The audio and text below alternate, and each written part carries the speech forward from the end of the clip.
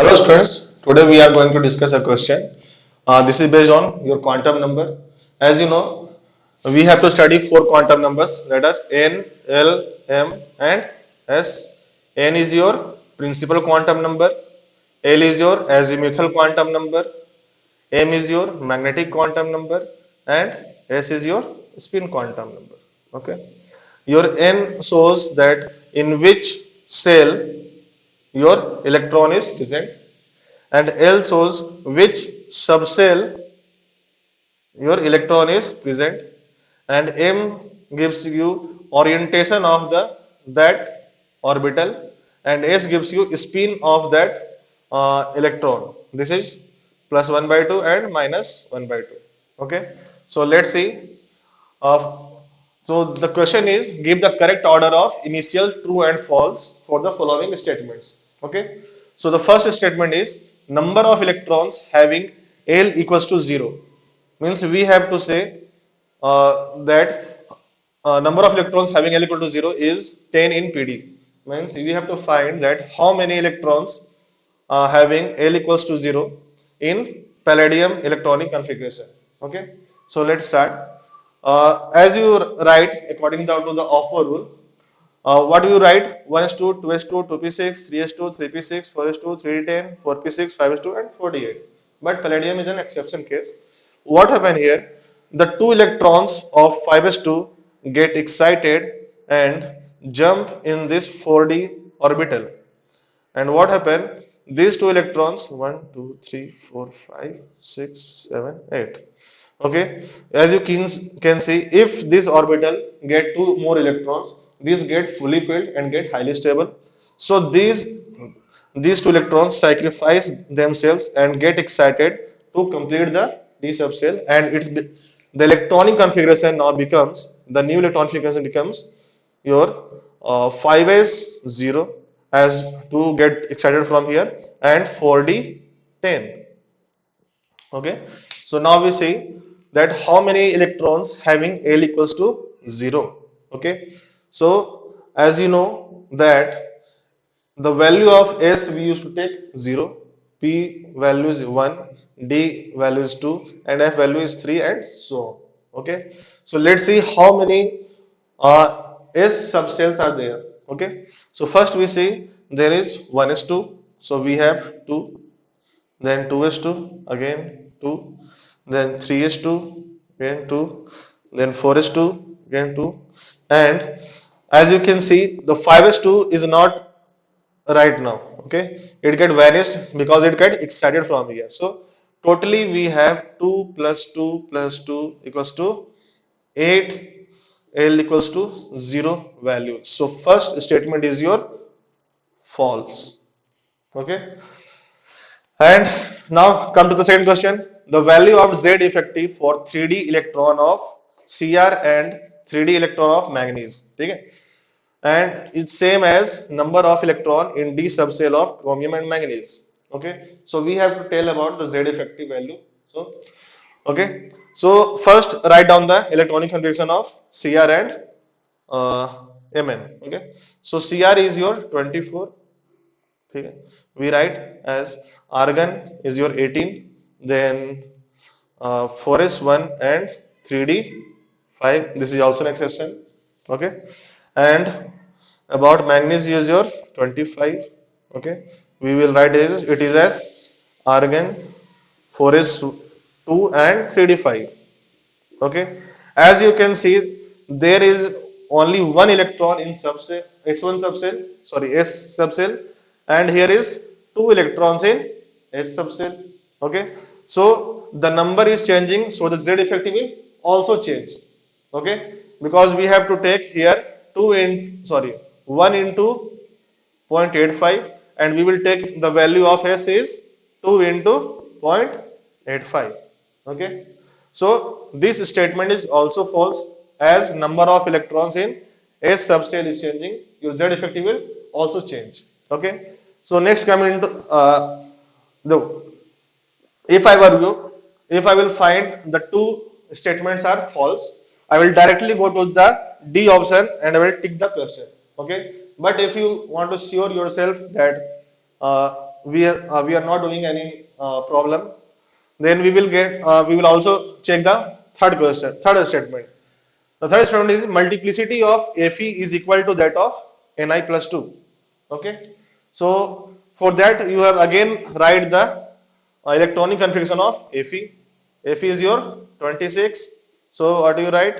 Ar 18, 4s2, it is 20, and 3d 6. Okay. And what you will write in Ni plus 2? Ni plus 2, Ni is your 28. As you lost 2 electron, it will also become 26. So how will write? Argon, and the 2 electrons will get lost from S subshell and it will become 3d. Sorry, Ni is your 28, na? So this will become 3d 8. Okay. So as you can see, your D in this electron configuration, you have S 1 and 2. Here, what you have? 1, 2, 3, 4, 5, and 6. And here in S subshell you have 0.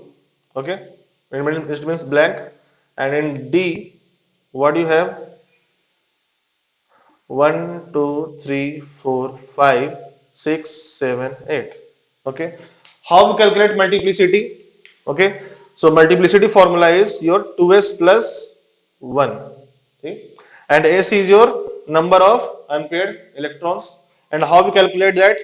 So we can see in Fe the 3D, sorry, the last subcells looks like this: 1, 2, and 1, 2, 3, 4, 5, and 6. Okay, so here you can say this is plus 2. We take the upright spin as a plus 2 and the downward spin as minus 2. So this part becomes 0. Here you can say plus 1 by 2 and plus 1 minus 1 by 2 are nullifying both itself. So it becomes 0. So here we can say this is plus 1 by 2 plus 1 by 2 plus 1 by 2 and plus 1 by 2. So if you find the value of S, it will become 4 by 2, that is 2, and 2s plus 1 value is 5. Okay. Now we can see in D, what you will find? This value is 0, this value is 0, this value is 0, and we have plus 1 by 2 and plus 1 by 2.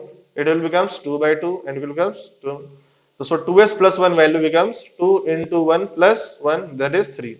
So you can see from here that the value of multiplicity in Fe and Ni plus 2 is not same. So it is also false. Okay. And the last statement is, if you want to check, okay, the value of L by N for last electron of element having atomic number 57 is 0.4. Okay. So if you want to write the electronic configuration of 57, how you write? You will write like Xe 54, then 6s2 and 5d1. Okay, here you can see the value of the value of N is what? 5, and the value of L is what? Your 2. Okay, so the L by N ratio will becomes 2 by 5 and will becomes 0.4. So this statement is true. So we can conclude from that your answer D is true. Okay. So hope this answer this answered your question. Okay. Thanks. Good morning, students. Today we are going to discuss another question that is based on your quantum numbers. Okay. So what are quantum numbers? Basically, you have to study 4 quantum numbers that are n, l, m, and s. N is your principal quantum number. Okay. L is your azimuthal quantum number. M is your magnetic quantum number, and S is your spin quantum number. Okay. So let's say if you will, I will write here like 5D. Okay. So here 5 is your principal quantum number, and the value of L lies from 0 to L minus 1, that is n minus 1. N is your principal quantum number, so it will become 1 0 1 2 3. Okay, so the value of L can be anything 0 1 2 and 3. Okay, and your M is your magnetic quantum number. Okay, basically n shows in which cell, like in which k element cell your electron is present. L shows in which subcell, like S, P, D, F, your electron is present. M shows the orientation of electrons orbital. Okay, and S shows your spin. Spin means your electron is moving clockwise or anti-clockwise. Okay, so the magnetic quantum number lies from minus L to L, means your value is what here 3. So your value of M lies from minus 3, minus 2, minus 1, 0, 1, 2, 3. The value of M can be anything from minus 3 to 3, and your value of S you can take anything plus 1 by 2 or minus 1 by 2.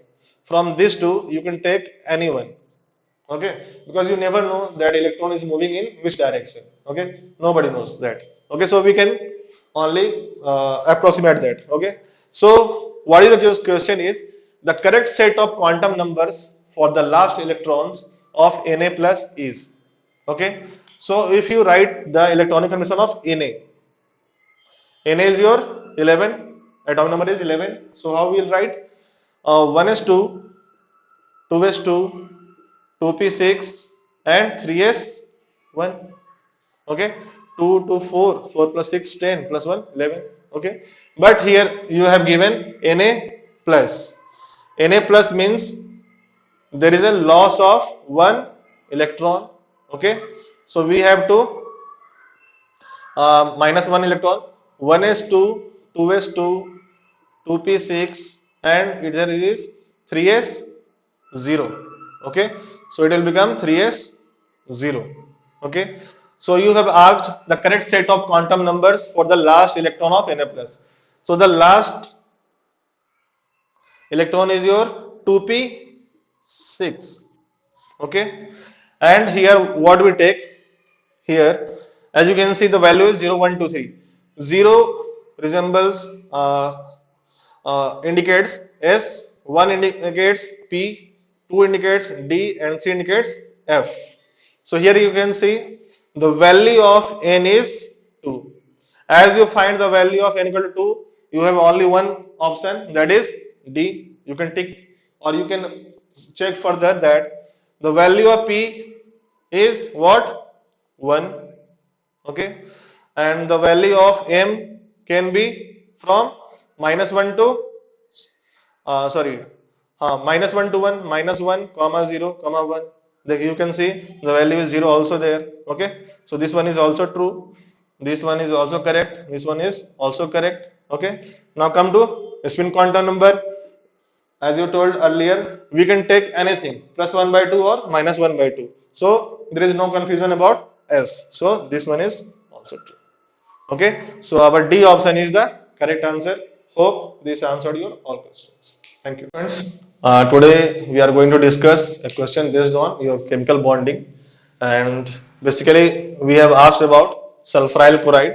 Okay, this compound named as SO2Cl2 is named as sulfuryl chloride. Okay, so we have to tell the which statement is correct. Okay, so the first statement is it contains p pi and p pi d pi bonds. Okay, p pi d pi bonds. So let's see how we see that. So you can see sulfur is your 16. So how we write 1s2, 2s2, 2p6, 3s2 and 3p4, and it has 3d as 0.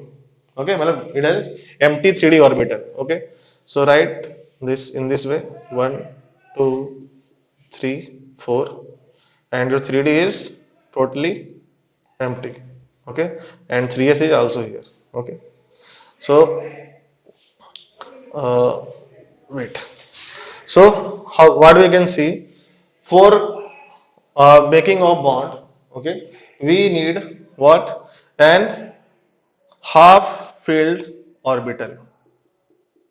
Okay, we need half filled orbital, and basically you can see here sulfur is making six bonds. One, two, three, four, five, six. So its valence is six. So how will it become six? Okay, so you can see there is 3s2, and here is your what, 3p4. So this electron will get excited to here, and this electron get excited to here. So now how the orbitals will now look like?